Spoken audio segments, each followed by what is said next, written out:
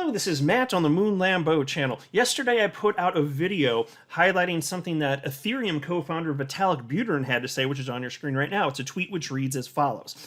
XRP already lost their right to protection when they tried to throw us under the bus as China controlled, in my opinion. And then he shared a tweet of his dating back to December of 2020, right around the time that Ripple's getting sued by the SEC. And noted that Ripple had stated here that Bitcoin and Ether were Chinese-controlled virtual currencies. And they noted that the SEC has stated are not securities. Well, Vitalik didn't take kindly to that. And I'm not going to rehash everything from the video. If you want more specifics on what he said and why he said it, go ahead and check out that video. And I also shared some of the initial reactions from a number of people in the community, including attorney John Deaton. But after I published that video, attorney John Deaton put out this amazingly powerful thread, ripping to shreds further what Vitalik Buterin did here in saying that XRP already lost their right to protection. And he highlighted that their XRP holders, as a result of the SEC versus Ripple lawsuit, that were just financially ruined, like life savings just obliterated as a result of this. And many of them also contemplating taking their own lives. Very serious stuff here. And so I thought the thread was just so amazing, and it has been widely shared on social media, that I just want to share it with you. And that's all that I'm covering in this video. It's incredible stuff and perspective from attorney John Deaton, which paints a beautiful picture of how repulsive what Vitalik Buterin here has stated. And it's just a shame because he's got, as you can see if you're looking on the screen, here 4.2 million followers, and he's tweeting this crap out. It's pretty gross stuff here. But before going further, I do want to be clear, I do not have a financial background of any kind. I am not offering financial advice, and you definitely should not buy or sell anything because of anything I say or write. I'm just an enthusiast who enjoys making YouTube videos about crypto-related topics, but just as a hobby and just for fun.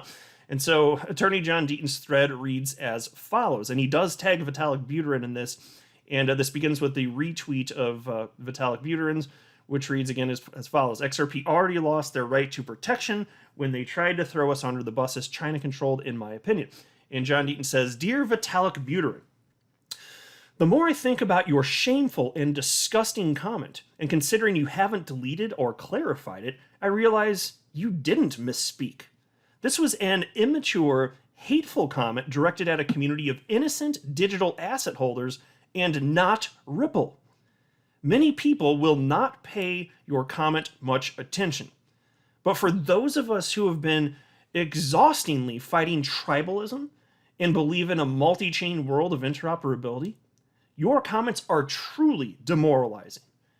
If you would have said Ripple lost its right to protection, I wouldn't comment, whether I agree with it or not. Ripple can defend itself. But even quite possibly Ripple's biggest critic, Ryan Selkis, who is at 2BitIdiot on Twitter, has recognized the SEC's overreach and has stated he hopes Ripple defeats the SEC. In fact, Ryan will be having a fireside chat with Brad Garlinghouse next month. Many people will ignore or excuse your XRP comment. I won't. I have thousands of emails from people who were devastated financially when the SEC alleged that XRP is a security no matter who sells it. Maybe it was stupid for those people to be using high leverage, but we know even so-called smart people, like Three Arrows Capital, used leverage and got wiped out. And if you get wiped out because of the market, that's one thing. Getting wiped out because of government intrusion and overreach is another. Just like any other crypto community, XRP has some holders who may be overly hostile. But like most communities, it is made up of hardworking, regular people who seek financial freedom for a better life. Your XRP comment is a slap in their faces. And I'll just pause to note here, that's in line with something that I've been saying for the longest damn time. The XRP community, although arguably the most hated community on the entire in the entire world of crypto, because there's maxis out there and it's the banker's coin and all those bogus crap comments. You know, despite all that, it's an absolutely huge community.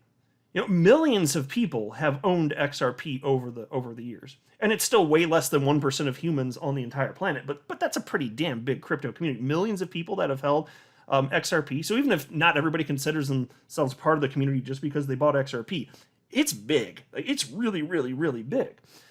And and I've said for the longest time, the XRP community is the best community in all of crypto. And I've just met incredible people online. I hope to meet a bunch of you all in person one day. I'm sure that we will. I have every intention at some point to get to XRP meetups. Maybe I'll even host one. Who knows? I've toyed with the idea a little bit. But given that you have a large enough group, if you do have a large enough group, yeah, you're gonna, as I jokingly say sometimes, when you have a large enough group, no matter what the common interest is, you're gonna get a little taste of all God's creatures, as I say, right? And so you are gonna get some people who are actually jerks. But if you're talking about millions of people, yes.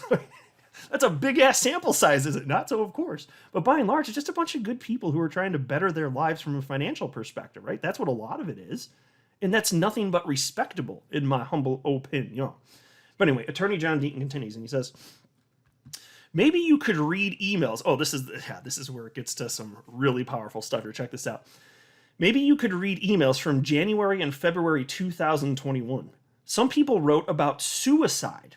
I have people in the United States who have their entire life savings wrapped up in XRP in a retirement account. So when you say XRP lost their right to protection, you insult all of them.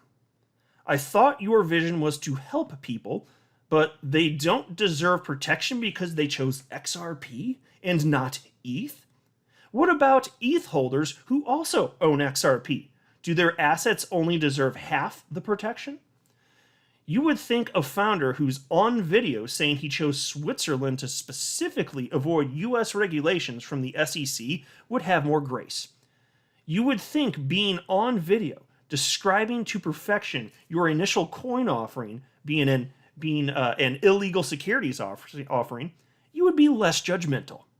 Considering that when you described ETH's ICO, initial coin offering, you insisted it would be, quote, an opportunity for anyone to purchase Ether, end quote, which you said was a, quote, currency inside the Ethereum system, sort of like the XRP in Ripple, end quote. Vitalik, you literally compared ETH to XRP, genius. And I'll note that, I'm not going to play this clip, but he points to a clip that was shared by his crypto law organization back in September of last year. Anyway, and then Attorney Deaton continues and he says, you would think that since you're on video with his Ethereum co-founder, mind you, Joseph Lubin, saying you knew Ethereum would not scale, and you would have to upgrade and merge the network over the years, which, by the way, sounds a bit centralized, you would resist the idiocy of saying XRP lost its right to protection.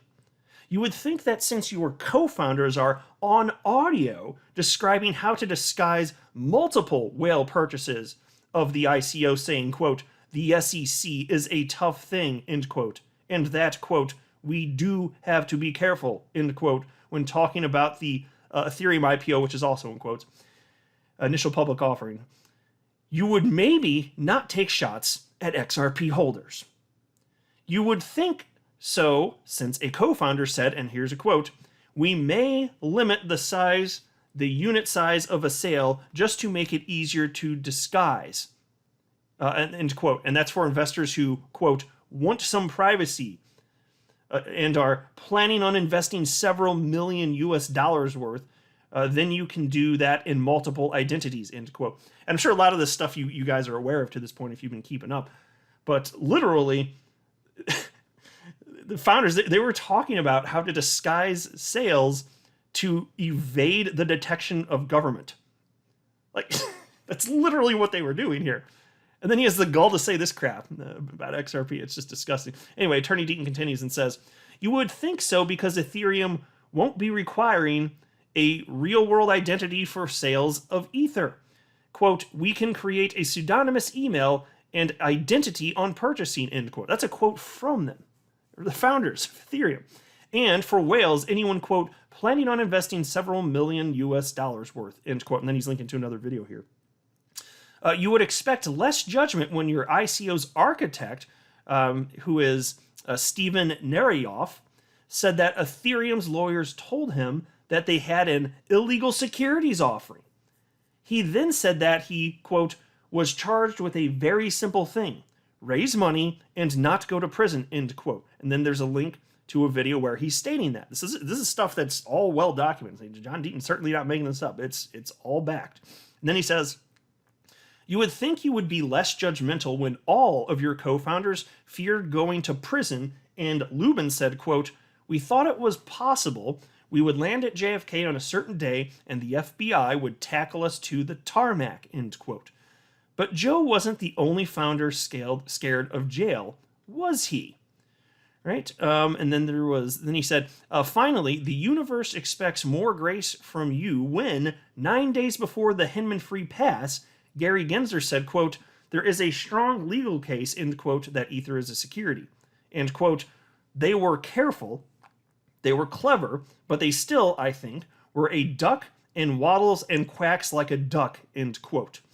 So, with that said, young man, on behalf of 72,000 XRP holders, I say, be a good duck and quack off. I love that. That is an incredible thread. I am so glad he took the time to do this. It needed to be said. And then when you hear this stuff about people contemplating taking their own lives and just the financial devastation on a personal level for innocent individual people that bought XRP just trying to better their financial futures, like, it really brings it home. And in fact, look at this. So XRP community member Moonchaser wrote this tweet on December 23rd, 2020. This is one day after the SEC filed the lawsuit, suing Ripple, claiming that XRP is an unregistered security. So Moonchaser wrote, hi, XRP family. I came across disturbing tweets tonight of a fellow XRP holder taking this price crash really badly. They were tweeting suicidal thoughts. Tried reaching out, but they haven't answered. Times are crazy. Please know that you aren't alone. And then put a little heart and wrote hashtag XRP community. I mean, this stuff happened. And Attorney John Deaton retweeted that today, and he said, he tagged Vitalik Buterin and said, Vitalik Buterin, I wonder if you believe the XRP holder described below lost his/her right to protection. By the way, there's a 54% chance that this individual XRP holder had never heard of a company called Ripple or Brad Garlinghouse when he/she first acquired XRP. Yeah, and John Deaton has stated publicly that he's got proof that that's the case, that most people that buy XRP for the first time, when they do it, they don't know that Ripple even exists. Amazing stuff here, is it not? Let me know what you think in the comments section below, but that's all I got for you for now. I'm not a financial advisor. You should not buy or sell anything because of anything I say or write. That would be a very, very, very bad idea. Until next time, to the moon, Lambo.